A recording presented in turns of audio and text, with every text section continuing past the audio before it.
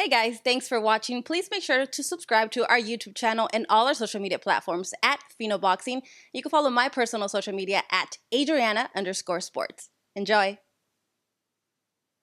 And Manny he comes to the ring, but this is what Freddie and I have decided to do, and this is what we're gonna do. So I think that when I say who strikes first, I mean who can ever implement their game plan, and who can land that strong left hand first. Manny's fast. Manny will catch you off guard. I mean, if you speak to Keith, he can really speak to the speed and the movement and rhythm of Manny Pacquiao. Gives a lot of guys problems.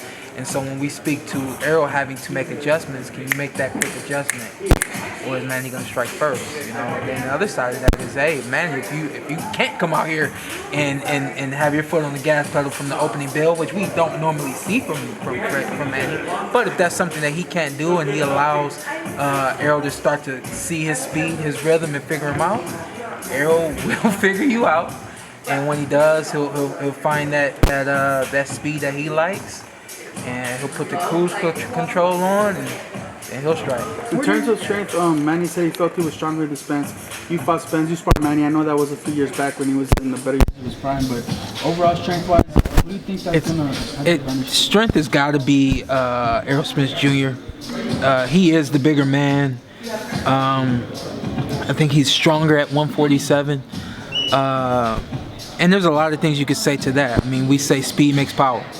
You know, so when we talk about Manny Pacquiao's power, is it true brute strength, or is it just that snap that he has behind that speed that creates that power? You know, so I think that Manny has a great job, has a great knack for beating guys to the punch and really stinging them, and kind of like a scorpion, you get kind of paralyzed in that moment. And you stay there too long, and it's, you know, it's all she wrote. So, but I think overall we can say that Errol Spence Jr., even though he's younger, he's a stronger man. Yeah. What's your prediction for the fight? I don't know who's gonna win this fight. I really do up and down. I love this fight. I love this fight for the styles. I love this fight for obviously one guy being more mature and just trying to continue to conquer the sport, conquer the division, conquer the younger generation. And of course, Errol Spence Jr., everything that he's been through and come through, and now just trying to continue his legacy, man. I love this fight up and down, man, for every reason you can imagine. I can't pick a winner. I don't really want to pick a winner. I don't like making predictions in the first place, but I really don't want to pick a winner because I just think that there's so much greatness within this fight. I don't want to narrow my mind to one thing and expect one thing, and when I see a different result, or just be so narrow-minded on that I don't see a different outcome, you know. So I'm keeping my mind open to all the possibilities, man. But the most open possibility I do have is who's gonna land that straight left first. Now you talk about Errol Spence. You fought Danny Garcia, you fought Errol Spence. Spence said he was at almost 80%. Did you notice a few ticks off the fastball with Errol Spence in that fight? I would agree with his 80%. And that's not from, I think that's maybe from being in the ring with him, of course, from studying him. I didn't see that he was moving slow or anything like that. Just saw that there's a little bit of spice that he has, and I don't think he had all of his ingredients that night. But it's, you know, it doesn't take everything to beat everybody. You know, I think it took everything for him to beat me. I don't know if he's ever publicly said that, but I think it took everything that he had to beat me. I don't think it necessarily took everything that he had to beat Garcia. Garcia is a little bit more dimensional than myself, you know, so I think that helped as well. But I did see him 80%, but when you figure everything that he had been through and come into the ring at 80-85%, you gotta expect him to be upwards to 95-100% for this fight, you know, which makes this fight great. Do you think the younger generation, Sean, will look at what Manny Pacquiao is doing here and say, look, this is a guy willing to step in there against the best to get the richest fight possible. I need to do the same.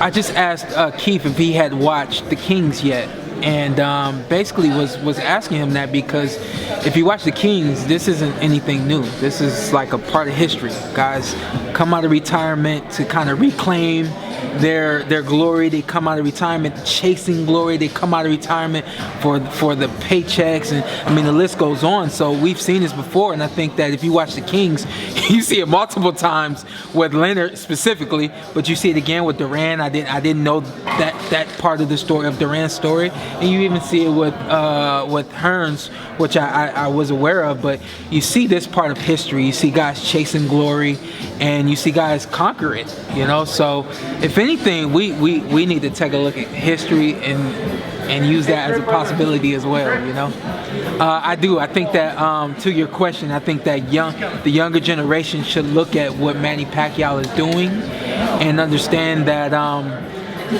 we each have our own legacy, and if we understand what we want our legacy to be, if we understand what we want out of life, out of this sport, don't stop until you get it, you know. And there is clearly something that Manny hasn't achieved yet, or something else that he saw that he wants to achieve. So I appreciate it. There's a lot of legacy-defining fights that could be made at 147. Yeah, man. What's the next fight for you? I don't know. And I'll go ahead and say this: they showed the on the video, they showed that the champions right now, obviously Errol Spence Jr., and then they also show your Dennis Ugas and Jamal James with the WBA, and they of course show Terence Crawford. And I've been publicly saying that I wanted that Terence Crawford fight. I do want that fight. But we talk about our side of the yard. I kind of looked over at Keith. I didn't say it, but I was like, why don't you go get Ugas? I'll go get Jamal, and then, you know, we'll figure out what we're gonna do after that. You know, so just saying all that to say there's a lot of great fights to be made. This is a great time to be in the sport, and I think that if we all make the right decisions and do the right things, we all can kind of lead the sports with our head held high. You know. What's ultimately the thing that's stopping from you fighting Terence Crawford? You've been talking about it for a long time. Yeah, I don't know exactly what that is. I don't know. I can't. I don't really like to speculate, you know, and all that kind of stuff.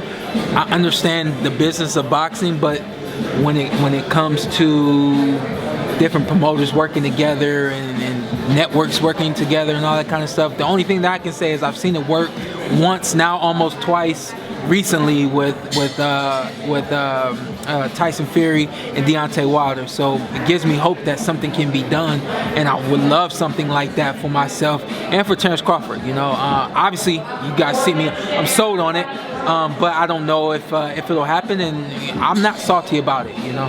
When you watched Thurman fight Pacquiao, did you think Thurman was shocked at first by the speed and because it's hard to simulate? I'm telling you, it takes a minute. It takes a minute, and if we talk in terms of boxing and what I mean by a minute, it could take upwards to 2 or 3 rounds for you to kind of settle into everything that Manny's doing. And so with that being said, yeah, I do think that Keith was a little shocked. I think that he was ready, but not ready enough. And Manny's one of those guys, you gotta come to the ring ready. Good to see you guys. Yeah.